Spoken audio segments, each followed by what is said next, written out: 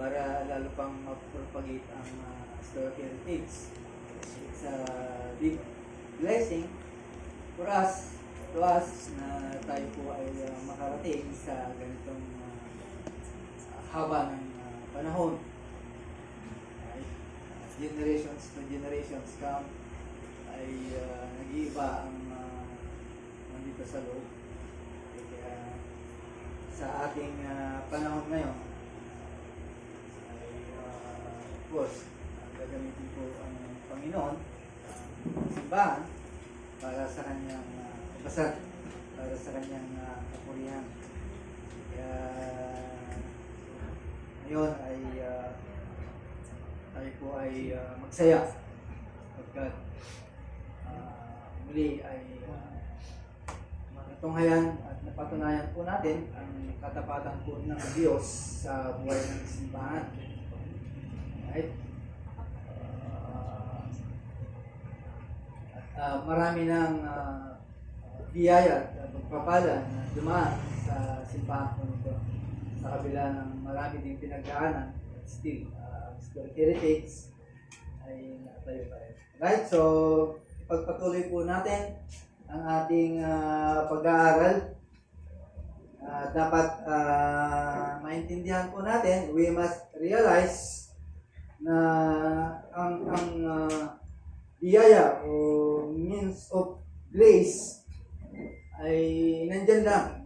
Ibig sabihin, available po sa lahat ng mga Kristiyano. That's why kapag ang isang Kristiyano ay umalis sa simbahan or those who neglect the fellowship of the church, kung sino man ang Kristiyano, ay saan man po siya nakatalaga o simbahan, kapag siya ay umalis at pinutol niya ang kanyang pakikipag-fellowship sa church, nangangahulugan na pinutol niya na rin po ang connection po niya o kaugnayan po niya sa mga bagay na binigay po ng Diyos, right?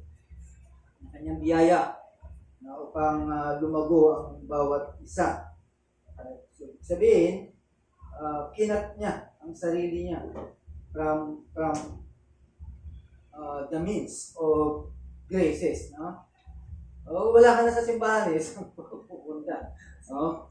Dito lang ang simbahan, dito lang lumalabas, nag-offer ang means of grace dito sa loob ng simbahan. Right? Kapag wala ka dito sa loob ng simbahan, it means ay hindi ka na nakakapakinig ng mga biyaya ng ilang Diyos. That's why sa ating pag-aaral, some theologians ay nililimit po nila ang pag-aaral. There comes to 3 or 4 means of grace, no? Sa kanila ay 4 lang.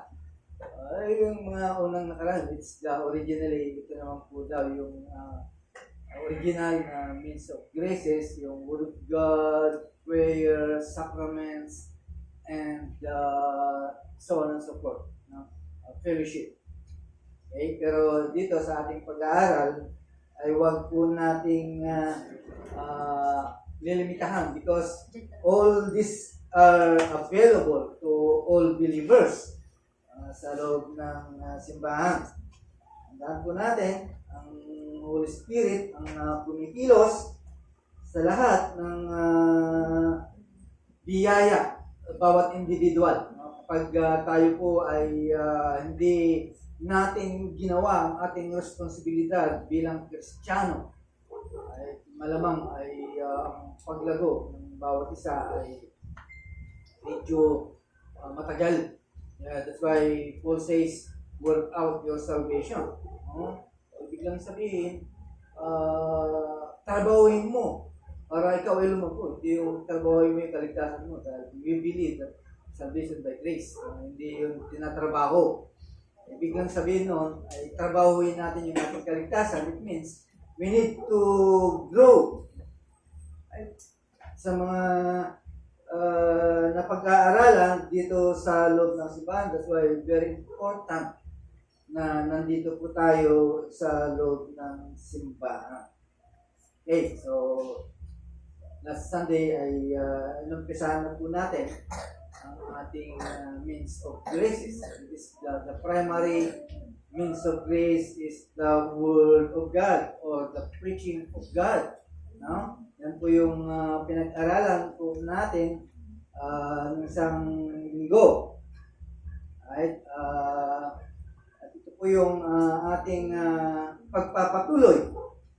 Right? Hindi pa tayo tapos doon kasi mahaba po ito. Abutin tayo siguro ng isang taon para sa means of graces. No? Pag ito po ay natapos natin. Although some of us, some of you, and some of means graces ay pinagdaanan na po natin. At actually, lahat po yun, maaaring natutunan nyo na rin po. No? Pero again, God let us to know na kung paano ito napakahalaga because sa panahon po natin ay ini-ignore na po ito. Although ito po ay open sa lahat ng mga Kristiyano, pero because of business, because of many gagawin, hindi na natin ito ginagawa. Right? Dahil sa mga bagay na ating ginagawa. Kaya salamat sa Diyos dahil muli po natin sasariwain ang mga bagay na ito. Okay? Muli po natin maalala kung gaano kahalaga ang means of graces, no? Sa buhay po ng isang Kristiyano. Okay, so ang ating pinag-aralan last Sunday, it is the Word of God or the preaching of God. Tandaan po natin, no? God uses His Word to impart spiritual life. No? Alam naman po natin na sa lahat, sa salita ng Diyos, nag-umpisa ang ating kaligtasan. Kaya sabi ni Paul, it is the gospel, power of God for salvation. Ayun po sa Romans chapter 1 verse 16. Okay? And that the preaching of Christ is the power of God and the wisdom of God. In 1 Corinthians chapter 1 verse 24. Okay? Kaya tayo ay nagkaroon ng panibagong birth, new birth. Na born again po tayo because of the Word of God, because of the Word of truth. Right? So, makikita po natin, nag-umpisa sa lahat ng salita ng Diyos. And also, Peter says, we have been born anew. You have been born anew, not perishable seed, but of imperishable through the living and abiding Word of God. Sabi po ng 2 Peter chapter 1 verse 23. Okay? So, gaano ba kahalaga ang salita po ng Diyos? While our time ay medyo nabawasan. Kumbaga sa nagkaroon po tayo ng laylo, ng lamig sa salita ng the Bible, right? Dahil nung tayo po ay bagong Kristiyano pa, halos lahat ay hindi po natin binibitawan ng ating Biblia, no? Ginagawa pa natin unan, nasa tabi ng ating mukha. Gusto lang natin may kabisado o mabasa ang Biblia, di ba? Pero dumarating yung pagkakataon na nagbabago at nagkakaroon po tayo ng pandalamig sa salita po ng Diyos. Kaya it's a good thing na tayo po ay pinalalahanan muli how God's Word very important in the life of Christian. Okay? So, it is the written Word of God, the Bible, that is able to instruct you for salvation through faith in Christ Jesus. Again, nasa 2 Timothy chapter 3, verse 15. Okay?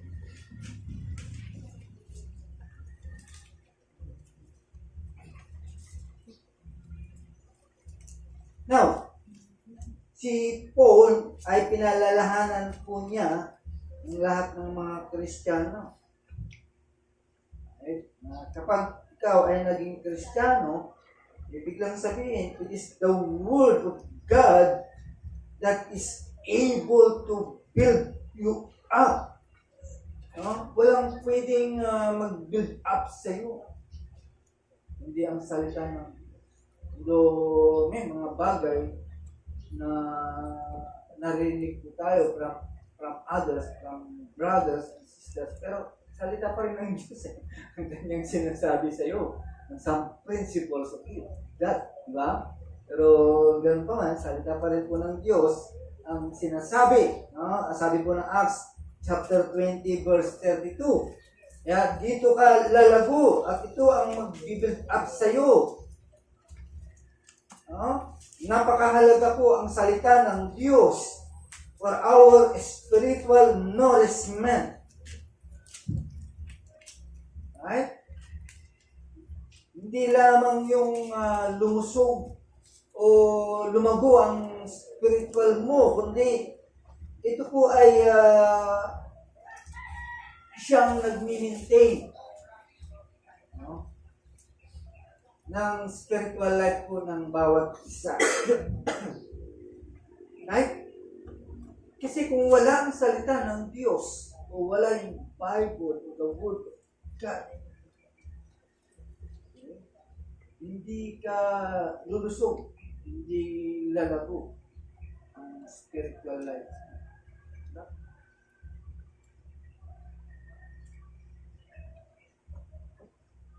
Right? Tandaan natin, pag ang isang tao ay hindi kumakain ng kanin or whatever na ayon sa kanya, di ba? Mga yayat, payat ang tao niya. Di ba? Kasi sabi po ng Bible, we do not live by bread alone, but by the mouth, but by the word of God. Kaya, ibig lang sabihin, pinapakita to, na kapag ikaw ay kumakain ka ng tinapay o pagkain, lumulusog. Ano na kapag masasarap na pagkain, physical, di ba? Nakikita natin, lumulusog. Pero yung mga malnourished, ibig sabihin, hindi maganda ang kanilang pagkain. Hindi malusog ang kanilang kinakain. Kaya ganun ang iksura nila. So, ganun din ang Kristiyano. Pag hindi kumakain ng salita ng Panginoon o hindi na-feed yung kanyang spiritual life, ay hindi po siya lalago o lalaki o lulusog, di ba? Ganun din po ang Kristiyano. Kung pababayaan po natin ito yun. Ayan po yung sabi po ng Matthew chapter 4 verse 4. Okay? Tandaan nyo na lamang po.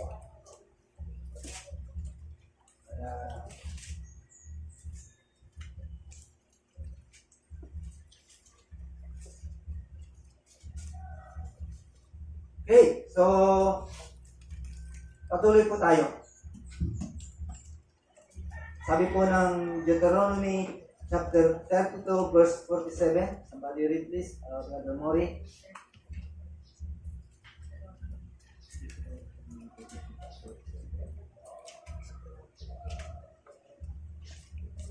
Deuteronomy chapter 32 verse number 37. 47. 47. 47. For it is no empty word for you, but your very life, and by this word you shall live long in the land that you are going over the Jordan to possess. Okay. No? Kaya nga ang mga tao during the time, sa panahon po ni Moses,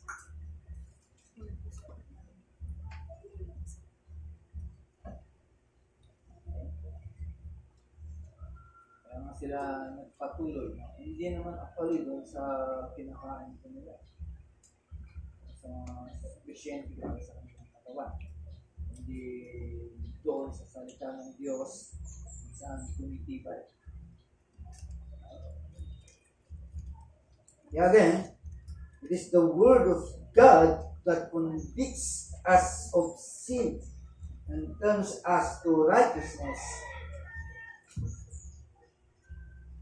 2 Timothy chapter 3 verse 16.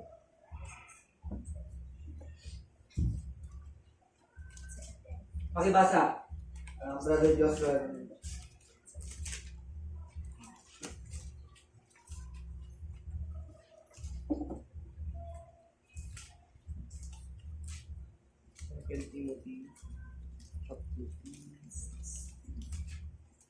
Second Timothy chapter 2 Timothy chapter 3 verse 16. Oh, no, sorry.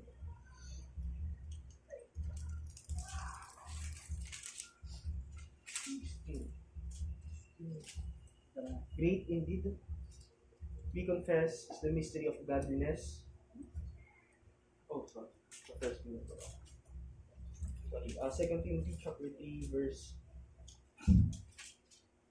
16. All scripture is breathed out by God and profitable for teaching, for reproof, for correction, and for training in righteousness, that in the man of God may be complete, equipped for every good work. Right. Salita po ng Diyos pa rin po yan. Okay. Hindi lamang po tayo po ay kinokonvict ng kasalanan.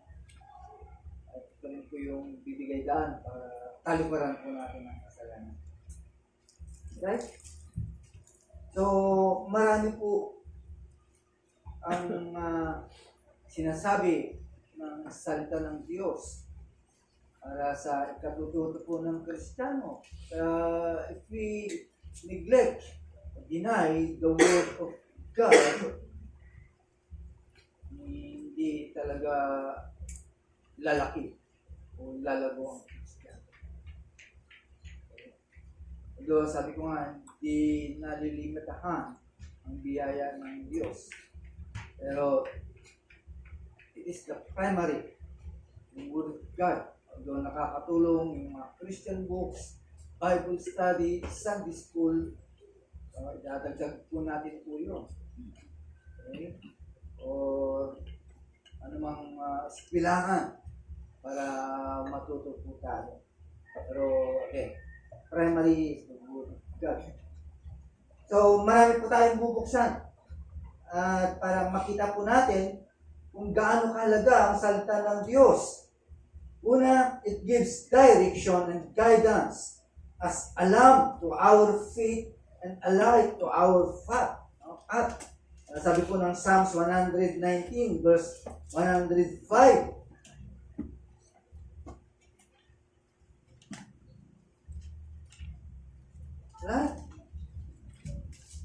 Nagbibigay po ito ng direksyon, guidance, o ilaw para sa atin, para tayo po ay hindi maligaw ang ating daan.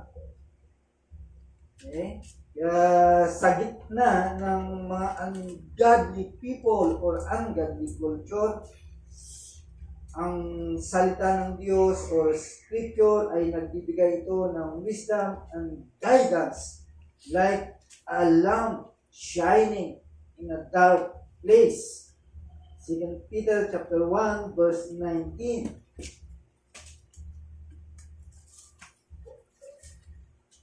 Okay.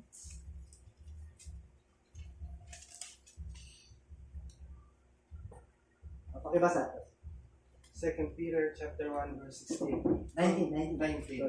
And we have the prophetic word more fully confirmed, to which you will do well to pay attention as to a lamp shining in a dark place until the day dawns and the morning star rises in your hearts. Okay, so hindi lang po yun. It is the active in giving wisdom to all, even making wise the simple. He gives hope to those who are in despair.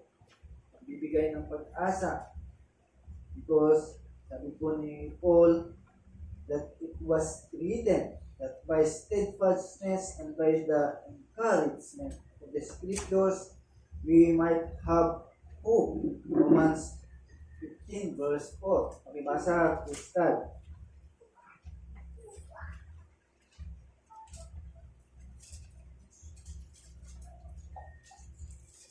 Romans chapter 15 verse 4. For whatever was written in former days was written for our instruction, that through endurance and through the encouragement of the scriptures we might have hope. Okay.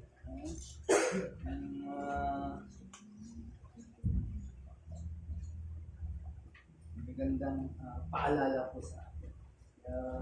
Kung ikaw ay tinatamad at wala nang desire na basahin ang salita ng Diyos, isipan.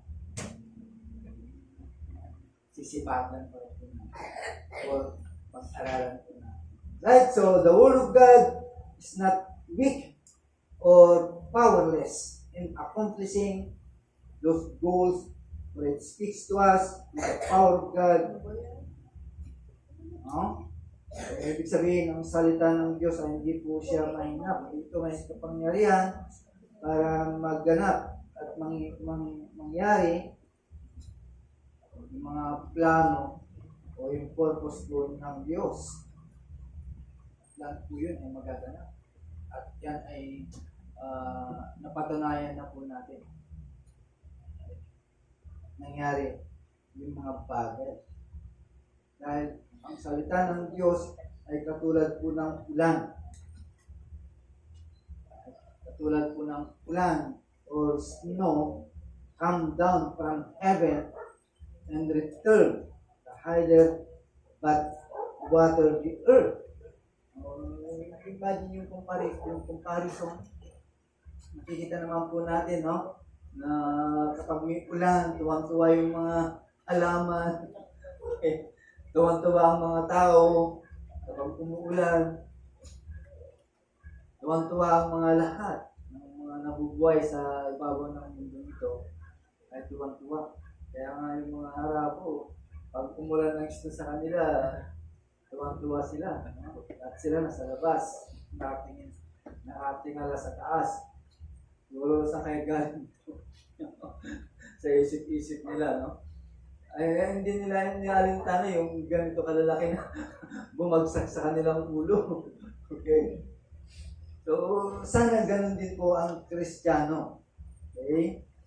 Na the moment na bubuksan mo na yung Biblia mo, ay tumitibok ng puso. Okay? Pero ngayon, hindi na eh. Talagang inaalis.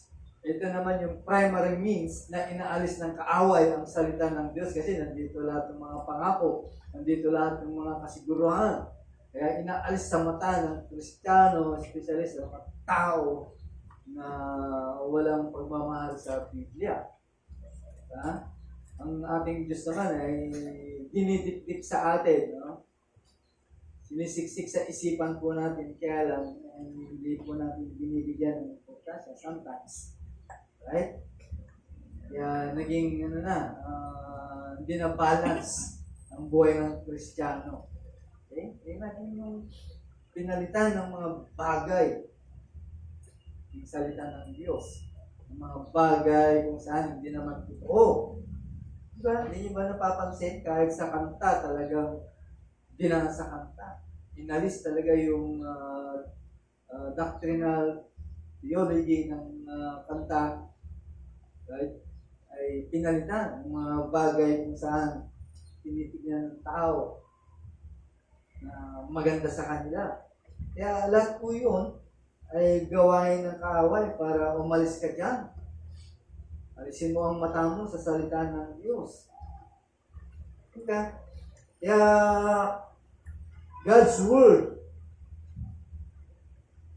is not weak, but has His divine power. Okay? Kaya ito rin po ang kalakasan ng simbahan, ng salita ng Diyos. It ito ang paglago ng simbahan.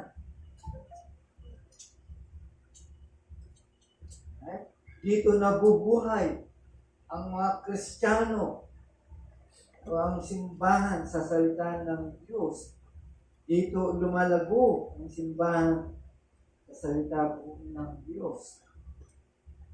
Ang sabi po ng Acts chapter 6 verse 7, pakibasa Brother Norvin.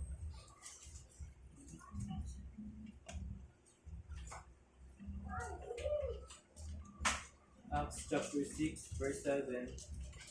Then the word of God spread, and the number of disciples multiplied greatly in Jerusalem, and the great many of the priests were obedient to the faith. Okay. Another verse in Acts chapter 12 verse 24, pakibasa Brother Mark. Acts chapter 12, verse 24. But the word of God increased and multiplied. Okay. No? Gaano ka kapangyarihan ng salita ng Diyos? Ang ating titignan lang at tatanganan ko. Kaya ito yung pag-asa ng mga old Christian sa salita ng Diyos. Hindi yun sa pangako ng sino man.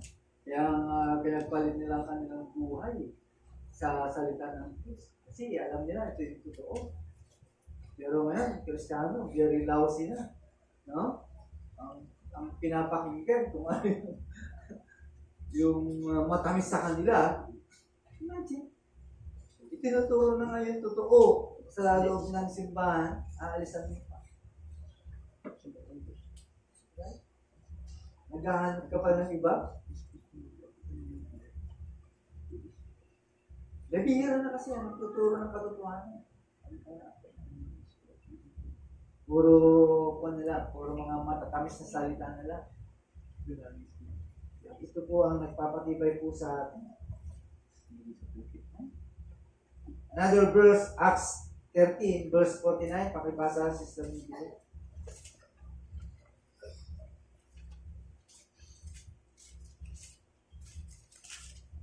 Acts chapter 13, verse 49. And the word of the Lord was spreading throughout the whole region. Okay, natin, no?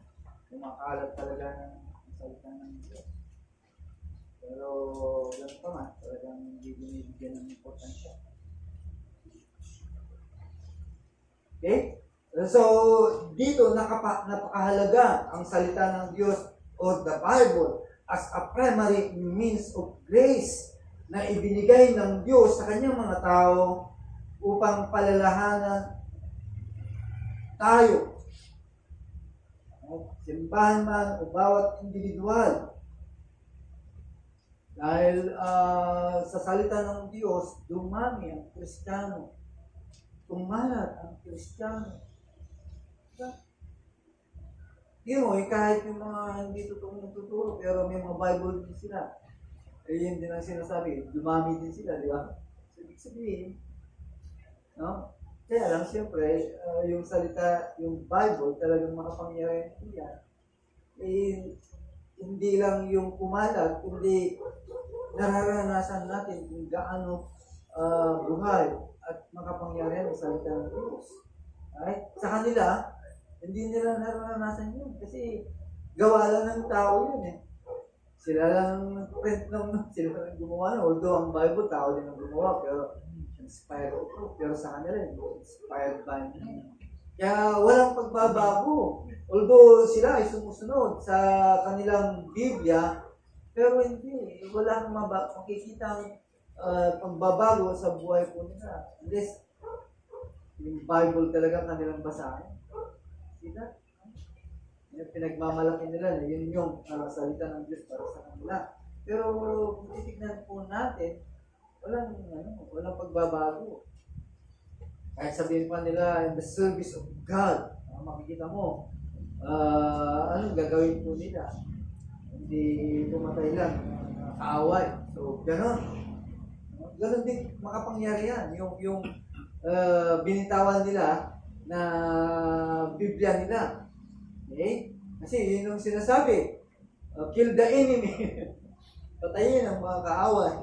Kaya ginagawa nila. So, how much more the Word of God? Na ito ay makapangyarihan, salita ng Diyos. At kung ito ay susundin natin, okay?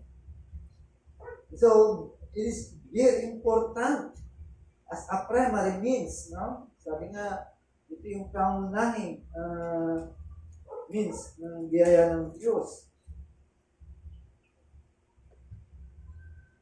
Kaya nga nakilala ang Biblia at nakilala ang katotohanan ko nito.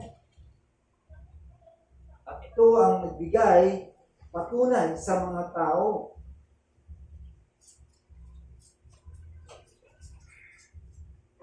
Okay? At ito rin po ang ebidensya na nagbibigay para sa ating kaligtasan at para sa ating sanctification. Diba? At kilala po yan sa salita ng Diyos. At kilala kahit saang bansa ang Biblia.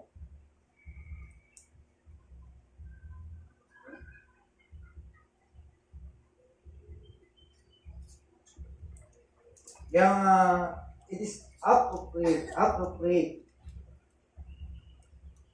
tamang-tama, ang salita ng Diyos as the most important means of grace within the church.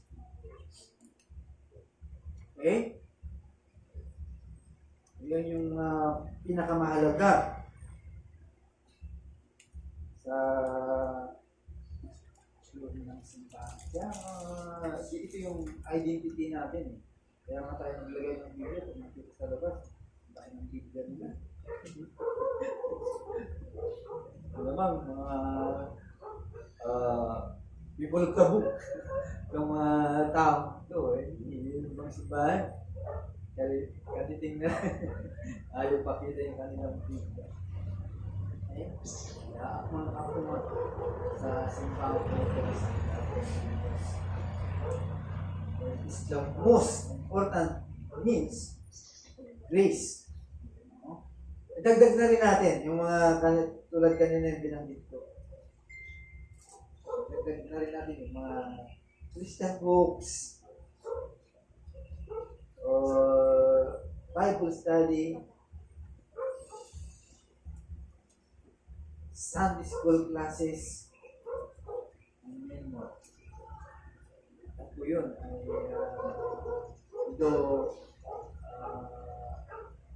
makikita po natin lalo pang na-expound yung salita ng Diyos. At yun pa, lalo tayo matututo. Kaya nga natin nalaman sa mga bagay na ito. Diba? Hindi naman natin malalaman ito kung hindi tayo nagbasa ng mga Christian books, mga good books. O kaya nag-aral. Kaya lahat po yun ay malaking tulong sa buhay ng isang Kristiyano. Pero pangunahin pa rin ang salita ng Diyos. Kasi ito yung nagpapakain sa mga Kristiyano. Ito yung pagkain ng iyong kaluluwa. Salita ng Diyos. Kaya kapag hindi mo pinakain ang kaluluwa mo, magugutom yan. Magiging malnourished yan. Maraming mga Kristiyano kasi hindi na nila binigyan ng importansya ang salita ng Diyos. Kaya kung saan-saan nila maalis sa simbahan, pumunta kung saan-saan kasi hindi na pangunahan ang salita ng Diyos para sa hindi niya itinuring na primary means of God ang salita ng Diyos. Alisan mo ng tubig ang mga isda, ano mangyayari, mamamatay siya. Ang tubig, ang primary needs din ang binigyan ng Diyos para sa kanya. So, ganoon din sa Kristiyano. Pag malit lang ang binibigay mong oras sa Biblia, malit din ang malit din ang paglago mo, mabagal ang paglago ng isang Kristiyano. Pero kung yan ay bibigyan mo ng malaking importansya, kaya nga means, primary means, ibig sabihin yun yung uunahin po natin. Pero kung hindi mo yan uunahin at pinakawali sa lahat, siyempre, Ano magiging bunga? Kaya Christians, mga Kristiyano, kung hindi po natin bibigyan ng malaking oras at panahon, ang unang pangunahin, ay, ano magiging, kasi hindi naman makukuha. Kasi ang belief ng mga ibang Kristiyano as the Holy Spirit leads, reveal, doon siya nananaman. Sabi nga ng salita ng Diyos, work out for your salvation. Sabi, pagtibayin mo, kaligtasan mo. Through the means, the Word of God. Kung hindi po natin gagawin po yung responsibilidad natin, hanggang dyan po na. Hindi ka lang, nakaupo ka lang dyan. Yung bagay lang na against sa'yo, ay ma-open ka na, alis ka na. Hanap ka na naman ng simbahan kung saan ay para sa'yo. Diba? Samantalang dinudul na nga sa iyong salita ng Diyos, tapos hindi mo pa rin ginagawa, it's up to you, it's up to us. Nakasalala ang paglago ng Kristiyano sa kasipagan po natin, our responsibility sa Word of God. Hindi totoo yung the Spirit leads, no? Kasi yun yung tinuturo ng mga bulaang mga ngaral, mga nagtuturo, shortcut. Okay? Kaya again, no? Tandaan po natin mga kapatid, ano man ang mangyari, Biblia pa rin dapat mong tanganan, hindi anumang bagay. But if, kung alisin na sa atin ng Biblia, hindi natin alam. No? Paano kung mag-black out? Right? Mawala ang kuryente. O hindi wala ka rin magamit na cellphone. Walang signal. No. Hindi natin alam. Kaya salamat sa Diyos at muli ay pinag-aralan ko natin ito. At itinitipid ko sa atin. Okay, so dito natatapos ang pangunahing biyaya ng Diyos ng Word of God. Next ay prayer. Kasi ito puro para sa iyo. Okay? Para private, para sa iyo ito. The next, ano na lang yun, yung public, yung mga bagay din na dapat natin matutunan para maging aware, maging good Christian ka. Hindi lang yung Kristiyano tayo pero hindi tayo sumusunod sa panuntunan ng salita ng Diyos. Salita pa rin ng Diyos. Okay, so again, next siguro ay prayer. Ang isunod po natin kung gaano kahalaga ang prayer. Ito kasi yung dalawa na naniniglik as individual, as a private.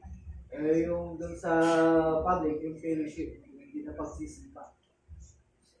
Okay? Ang inayawan ng mga Kristiyano. Okay? So, tayo po'y manalangin. Kami po, Diyos, ay nagpapasalamat sa aming Sunday School kung saan ay napakahalaga ang aming pinag-aaralan. Yung mismo po ang salita mo, Diyos, na siyang pangunahing biyaya ng buhay po ng isang Kristiyano. Kung hindi po namin po ito bibigyan ng malaking importansya sa buhay ng isang Kristiyano, ay ihina, hindi lalago ang pananampalataya. Kaya Diyos, gamat maraming sagabal, maraming mga bagay na umaagaw sa aming atensyon sa salita mo, sana Lord, tulungan niyo po kami na ito po ay mapagtagumpayan, malabanan ang mga bagay po nito. Kung Nalalaman lang namin, O Diyos, kung gaano makapangyarihan ang salita mo. Kung ito po ay aming naranasan, babalikan po namin po, Diyos. At nandito ang buhay ng Kristiyano. Nandito ang lakas. Nandito ang kapangyarihan ng isang Kristiyano. Kaya Lord, tulungan niyo po kami na ma-maintain po namin yung dati po namin ginagawa. Siyang pangunahin po namin ito sa salita. Sa pagising pa lang namin, O Diyos, after our prayer, ay salita mo kaagad ang ating katagalan. Hindi yung maanong bagay. Lord, palipas. May balik po namin namin, O Diyos, ang init para sa salita. Lord, maraming salamat. Pagpalain po, Diyos. Oras po ito, ito sa aking preparation. Po ni Jesus. Okay, so baka mayroon kayong tanong